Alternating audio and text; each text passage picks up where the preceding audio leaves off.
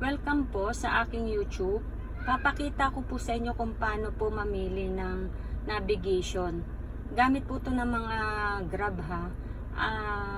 Para po kung mamimili kayo navigation na Waze, Google Map, or Grab Navigation. May pagpipilian po tayo dito sa settings natin. Pupunta po tayo dito sa My Profile. Punta po tayo dito sa profile. After po ng profile, makikita nyo po yung settings. Pindutin po natin tong settings.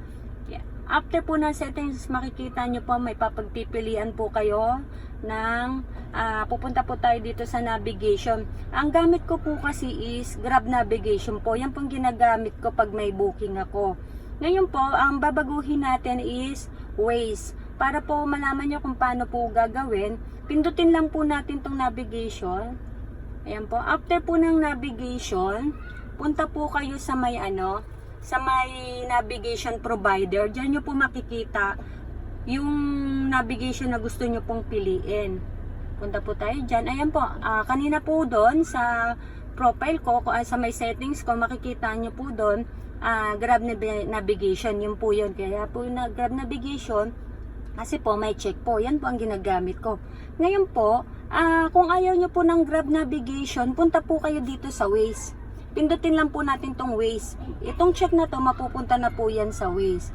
Ayan po. Tapos, ang may question dyan, ang pindutin lang din po natin is use Waze. Yan po. Lumipat na po yung, kung mapapansin nyo po, lumipat na po yung Waze dyan. Ibig sabihin po, yan na po ang gagamitin nyo kapag meron na kayong booking. Nag-automatic na po siya na Waze ang gamit. I-check po natin kung naka-Waze na po siya.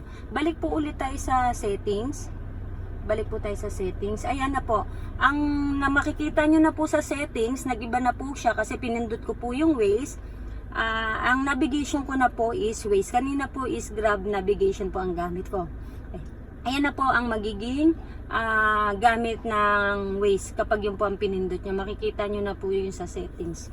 Back nyo na lang din po. Ayan po. At least po, naka-Waze na ako. Back nyo na lang din po. Ayan po. Yan na po magiging gamit nyo sa sa pag nagbubook kayo. Yan na po magiging navigation nyo. Sana po may konting idea po kayo kung paano po magpalit ng navigation at kung saan po kayong komportable na gamitin, kung Waze or Google Map or Grab Navigation. Yan po, sana po may konting idea na naman po kayo na natutunan sa akin. Thank you po sa nanonood at nagsusubscribe po sa akin. Thank you po.